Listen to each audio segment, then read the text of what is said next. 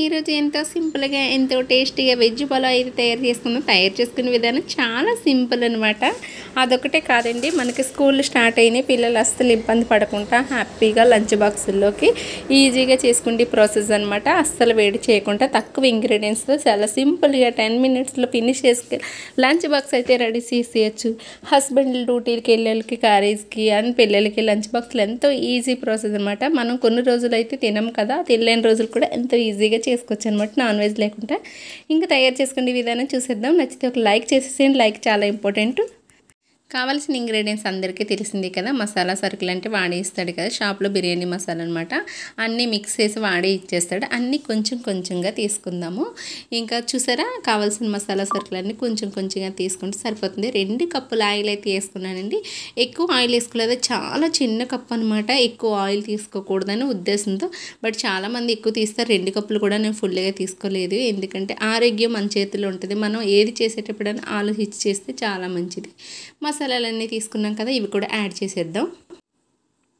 వీటిలోనే కలిపి నాకు సోంపు అంటారు కదా, అది కూడా వచ్చింది, బట్ సెపరేట్ ప్యాకెట్ వచ్చింది, కట్ చేసి వేసుకున్నాను. అది కూడా అనమాట. మనం ఎంత తక్కువ తీసుకుంటే మసాలా అంత తక్కువ బెటర్. నేను పిల్లల కోసం తీసుకున్నాను. ఎక్కువ కావాలనుకుంటే మీరు ఎక్కువ అయితే తీసుకోవచ్చు. పర్ఫెక్ట్ కొలతలతో అయితే తయారు చేసుకోవచ్చు. వెజ్ అన్నీ కట్ చేసి పెట్టేసుకున్నాను, అవి కూడా యాడ్ చేసుకుందామండి. ఆనియన్స్ అండ్ పచ్చిమిర్చి, ఆలు, టమోటా కట్ చేశాను, క్యారెట్ అన్నీ కలిసి అయితే ఒకేసారి యాడ్ చేసి ఇవి మధ్య మధ్యలో కలుపుకుంటూ ఆయిల్లోనే పెట్టేసుకుందామండి. మధ్య మధ్యలో కొంచెం ఆయిల్లో పెట్టుకుంటే తొందరగా కుక్ అయిపోతుంది. వాటర్ వేసాక ఎక్కువ టైం కుక్ అవసరం లేదు, చాలా ఈజీ ప్రాసెస్లో అయిపోతుంది అనమాట. అందుకని చెప్పి ఆయిల్లో పెట్టి కలిపేసుకుందాము మధ్య మధ్యలోని. ఇంకా పక్కన తీసుకుని అల్లం వెల్లుల్లిపాయ పేస్ట్ కూడా మనకు కొంచెం 2 స్పూన్లు అయితే తీసుకోవాలి, అది కూడా రెడీ చేసి పెట్టేసుకున్నాను. ఇంకా అన్నీ వరుస పెట్టి చూపించకపోయినా ఎంతో ఈజీ ప్రాసెస్తో చేసుకుంటాం కదా. మన కాజు అయితే నేను కొంచెం ఎక్కువే తీసుకున్నాను, ఉంటే వేసుకోవచ్చు లేకపోతే స్కిప్ చేయొచ్చు, దాని ఏం లేదు. బట్ వెజ్ బిర్యానీ కదా, టేస్ట్ బాగుంటుంది, పిల్లలు ఇష్టపడి తింటారని కాజు కొంచెం ఎక్కువైతే తీసుకున్నాను. కాజు కూడా యాడ్ చేశాను. 2 స్పూన్లు అల్లం వెల్లుల్లిపాయ పేస్ట్ కూడా యాడ్ చేస్తాను. ఇది మనం ఆయిల్లో పెట్టేసుకుంటే పచ్చివాసన కూడా పోతుంది కదా, దగ్గరికి అయితే అయిపోతుంది, కొంచెం కుక్ అయిపోతుంది. కుక్ వరకు ఆయిల్ పెట్టేసి బాగా కలిపేసుకుంటే సరిపోతుంది. మీరు ఈ వీడియో అసలు స్కిప్ చేయకుండా చూస్తే తెలుస్తుందండి ఎప్పుడేమి యాడ్ చేసింది. వీడియో స్కిప్ చేస్తే మధ్య మధ్యలో మళ్ళీ యాడ్ చేసి మిస్ అవుతూ ఉంటాయి కదా, కాబట్టి వీడియో స్కిప్ చేయకండి. ఇంకా కొంచెం కొత్తిమీర కూడా యాడ్ చేశాను, లాస్ట్లో మిగతాది యాడ్ చేసుకోవచ్చు. చక్కగా శుభ్రంగా అయితే మొత్తం కలిపేసుకుంటే దగ్గరికి అయ్యేలాగా ఇది ఆయిల్లో పెట్టి. రైస్ అయితే అస్సలు కడిగి తీసుకోవద్దండి, కడుక్కోకుండానే తీసుకోండి. రైస్ కడగకుండా తీసుకుంటేనే పర్ఫెక్ట్గా ఉంటుంది. కడిగి తీసుకుంటే మనకి ఎప్పుడైనా రైస్ ముద్దలా వస్తుందండి, కడగకుండా తీసుకుంటే పొడి పొడిలాడుతూ వస్తుంది. మీ వెజ్ పులావ్కి అయితే రైస్ కడిగేస్తే ఎప్పుడు ముద్దలానే వస్తుంది, ఏ రైస్ అన్నా ముద్దలా వస్తుంది. ఒక 2 లోటాలు అయితే వాటర్ తీసుకున్నాను. లోటా 1 లీటర్ అనమాట, 2 లీటర్లు తీసుకున్నాను వాటరు. 1 లోటా 1 లీటర్ రైస్ అయితే వేస్తున్నాను. అవి కొలత అయితే మనకి కేజీలు కాకుండా వాటర్ లీటర్ లెక్కలో చెప్పుకుంటాం కాబట్టి 2 లోటాలకి 2 లీటర్లు 1 లోటా లీటర్ అనమాట. అదే లోటాతో నేను 1 లోటా రైస్ అయితే యాడ్ చేస్తాను అనమాట. సాల్ట్ అయితే మనకి తగినంత సాల్ట్ యాడ్ చేసి చూసుకుంటే, మనం రైస్ వేసాక మళ్ళీ ఇబ్బంది పడతాం కాబట్టి చక్కగా టేస్ట్కి సరిపడగా సరిపోయిందా లేదా సాల్ట్ అయితే యాడ్ చేసి చూసుకుంటూ మధ్యలో కరెక్ట్గా యాడ్ చేసుకుంటే సరిపోతుంది. మనకి మధ్య మధ్యలో మళ్ళీ యాడ్ చేయడం కర్రీ కాదు కదా, కాబట్టి ఇప్పుడే యాడ్ చేసేయాలి, పర్ఫెక్ట్గా చూసుకోండి. చూసి యాడ్ చేసాక చక్క దగ్గరికి అయితే మిల్ మేకర్లు తీసుకున్నాను కదా, ఇవి వేడి నీళ్ళు వేసి పక్కన పెట్టేసాను. నేను ఇందాక వేయలేదు, ఎందుకంటే పిండేసి వేడి నీళ్ళు పక్కన వేసి ఇప్పుడు వేసుకుంటే సరిపోతుందండి. చక్కగా గోరువెచ్చని నీళ్ళు తీసుకొని 2-3 సార్లు కడిగేసి పిండేసి అయితే యాడ్ చేసుకుంటే సరిపోతుంది. ఇప్పుడు మనకి యాడ్ చేయడం వల్ల ఏంటంటే సాల్ట్ బాగా పొంగుతాయి కదా, సాల్ట్ అయితే బాగా మధ్యలోకి వెళ్తాయి మిల్ మేకర్లకి.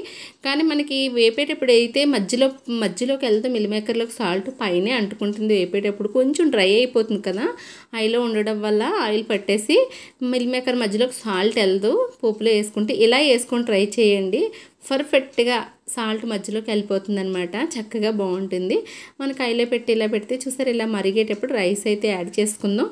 చెప్పాను కదా నేను కొలత కరెక్ట్గా కడాయిలో చేస్తున్నాను, కుక్కర్లో కూడా చేసుకోవచ్చు ఈజీగా, బట్ కడాయిలో అన్న ఏదైనా గిన్నెలో అన్న పాత్రలో చేస్తూ ఉంటారు కదా. పర్ఫెక్ట్గా 1 లోటాకి 2 లోటాలు అంటే కొలత దేంతో మీరు రైస్ తీసుకున్నా కానీ, దేంతో అంటే తీసుకోండి, దేంతో తీసుకుని 1కి 2 కప్పులు వాటర్ అయితే వేసుకోండి. 1 కప్పుకి 2 కప్పులు వాటర్.